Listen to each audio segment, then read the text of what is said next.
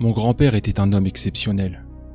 Né dans une pauvreté extrême, il a mené une vie de paria pendant son adolescence avant de rejoindre l'armée indienne britannique, où il a servi avec distinction. Après l'indépendance de l'Inde, il a remporté plusieurs médailles au niveau national de lutte puis a ensuite terminé ses études avant de lancer une entreprise de transport. Il avait vécu une vie si extraordinaire qu'il aimait partager ses souvenirs avec sa famille et ses amis. Il était aussi très doué pour raconter. Nous, ses petits-enfants, adorions nous asseoir autour de lui pendant qu'il nous décrivait sa vie bien vécue. Il semblait toujours si joyeux quand il le faisait. Mais il y eut une histoire qu'il évita de me raconter jusqu'à ce qu'il soit presque sur son lit de mort. Une histoire qui m'a bouleversé, même après toutes ces années. Je me souviens de tout comme si c'était hier. Comment ses yeux s'écarquillèrent et ses mains frêles tremblèrent de peur alors qu'il racontait l'expérience la plus effrayante qu'il ait vécue de sa vie. Heureusement, j'avais un magnétophone à portée de main et je peux vous dire tout ce qu'il m'a dit. « Es-tu sûr de vouloir l'enregistrer » me demanda-t-il. « Parce que ce n'est pas très agréable. Si tu y tiens, ne répète surtout pas ce que je vais dire à ta mère, c'est bien compris ? Je ne veux pas être tenu responsable des cauchemars que tu pourrais avoir à cause de ça. » Tout cela s'est donc passé en 1942, pendant la tentative de reconquête de la Birmanie britannique. Les Japonais avaient poussé jusqu'en Birmanie. Cette campagne a été la première offensive de l'armée alliée pour repousser les Japonais. Et laisse-moi te dire que ce fut un échec spectaculaire. Nous n'étions pas préparés à l'attaque.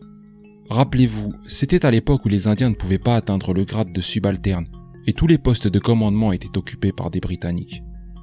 Ils n'avaient aucune idée de ce qu'ils faisaient. Ils avaient peu ou pas d'expérience de combat en jungle. Nos infrastructures de transport, nos lignes d'approvisionnement, tout était inadapté. Le Bengale, qui était censé être le point de départ de l'invasion, a subi une famine dévastatrice juste un an plus tard. Je suis sûr qu'on a dû vous dire ça à l'école. Les Japonais, quant à eux, étaient solidement préparés et menaient régulièrement des embuscades. Le résultat fut que des escouades entières de patrouilles furent anéanties brutalement. Les assaillants sortaient soudainement de l'ombre et disparaissaient avant que les renforts n'arrivent. C'était terrible. Nous étions tout le temps sur les nerfs. Chaque branche qui craquait, chaque feuille qui bruissait faisait trembler nos doigts contre la gâchette de nos fusils. Nous étions tout aussi susceptibles d'être tués par la maladie que par la guerre. Le peu de nourriture que nous mangions était à peine suffisant pour que nous puissions tenir debout. Les menaces de paludisme et de dysenterie étaient notre quotidien. Des serpents, des araignées et d'autres insectes dangereux rampaient sur nos corps émaciés pendant que nous dormions. Des essaims de mouches formant des petits nuages sombres descendaient sur les cadavres de nos camarades tombés. C'était abominable. Nous étions recouverts en permanence de boue. Des pluies torrentielles frappaient la forêt à une fréquence alarmante, rendant l'air si humide que nous avions l'impression que notre peau finirait par fondre. Ces pluies répétées ont pratiquement détruit nos lignes de communication, et le sol était devenu si marécageux que certains soldats s'y coinçaient jusqu'aux genoux. C'est dans ce théâtre épouvantable qu'une horreur est apparue dans ma vie. L'un des pires aspects des combats en jungle était psychologique. Les Japonais kidnappaient nos soldats et les torturaient pour obtenir des informations. Une fois l'interrogatoire fini, ils les renvoyaient à la limite de la mort. Ils finissaient tous par mourir dans nos bras, et je pense que c'était le but. Nous étions des témoins impuissants regardant nos frères d'armes dépérir devant nous alors que nos maigres fournitures médicales ne pouvaient en rien les aider. Mais ce ne fut pas le pire. Vous voyez, une chose qu'ils aimaient faire était d'utiliser nos soldats comme appât pour nous tendre des pièges. Ils torturaient nos soldats avant de les attacher à un arbre, généralement dans une clairière, et se tenaient à l'affût dans la forêt. Quand nous allions les aider, ils nous cueillaient de derrière les arbres. Tout ce que nous pouvions faire, c'était de rester cachés et d'écouter les cris d'agonie de nos camarades, attendant que la dernière goutte de vie les abandonne pendant qu'ils criaient à leur mère. C'est un de ces incidents qui a tout changé. Ou du moins, ça y ressemblait trompeusement.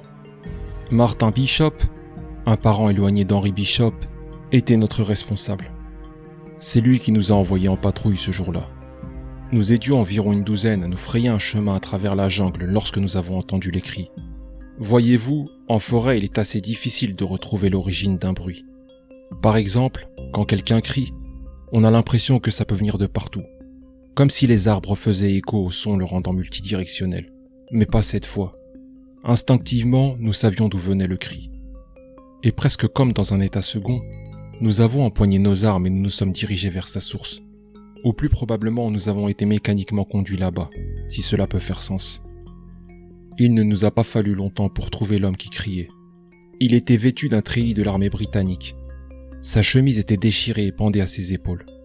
Il était, Seigneur, comme c'est dur de m'en rappeler. Il était attaché à un arbre et tentait de couvrir avec ses mains une blessure si large et si profonde au niveau de son ventre qu'un malaise me prit au moment où j'ai posé les yeux dessus. Je ne rentrerai pas dans les détails, mais je peux vous dire qu'une partie de lui se déversait à ses pieds. Et ses cris, Seigneur, c'est comme si je peux encore les entendre. Ils bourdonnent encore dans mes oreilles. La douleur de ses cris faisait vibrer mes os. J'ai commencé à marcher vers lui avant même de réaliser ce que je faisais. Puis j'ai senti une main se poser sur mon épaule que j'ai repoussée sans m'en rendre compte. Je me suis retourné pour regarder dans les yeux l'homme qui m'avait tiré en arrière. Ils étaient écarquillés, terrifiés, comme s'ils savaient que quelque chose n'allait vraiment pas ici.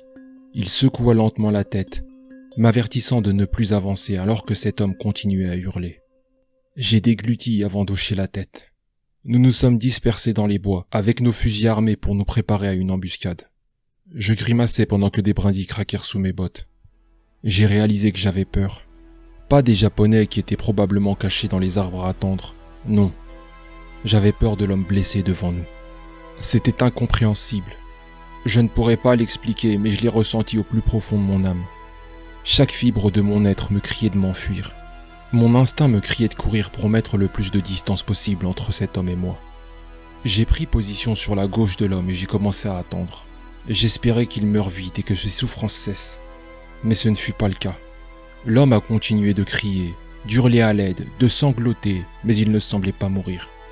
Les minutes se sont transformées en heures jusqu'à ce que le soleil finisse par plonger sous l'horizon, mais il continuait toujours de crier. Nous étions cloués à nos spots, incapables de bouger, comme hypnotisés par ce terrible spectacle. La lune monta dans le ciel et le sang de l'homme se mit à briller sous la lumière blanche qui l'éclairait, mais il n'était toujours pas mort.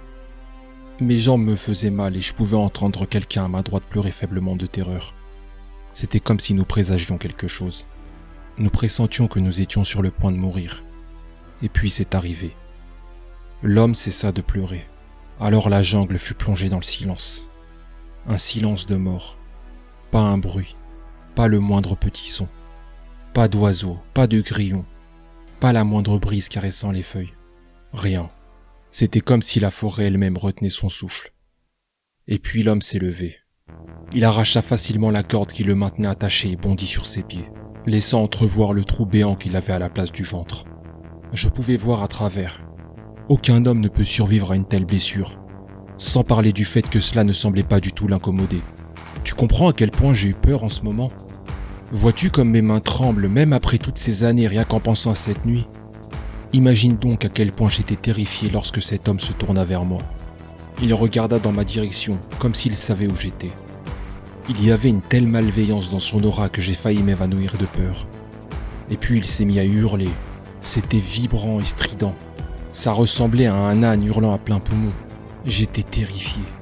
Je me souviens encore de mes genoux tremblants, sur le point de ne plus pouvoir soutenir le poids de mon corps.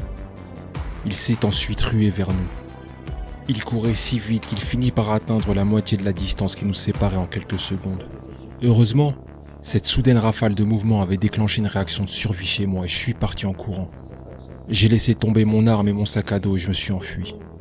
J'ai sauté par-dessus les pierres et les racines, me faufilant sous les branches, traversant des fourrés, trébuchant de temps à autre, mais je poursuivis ma course.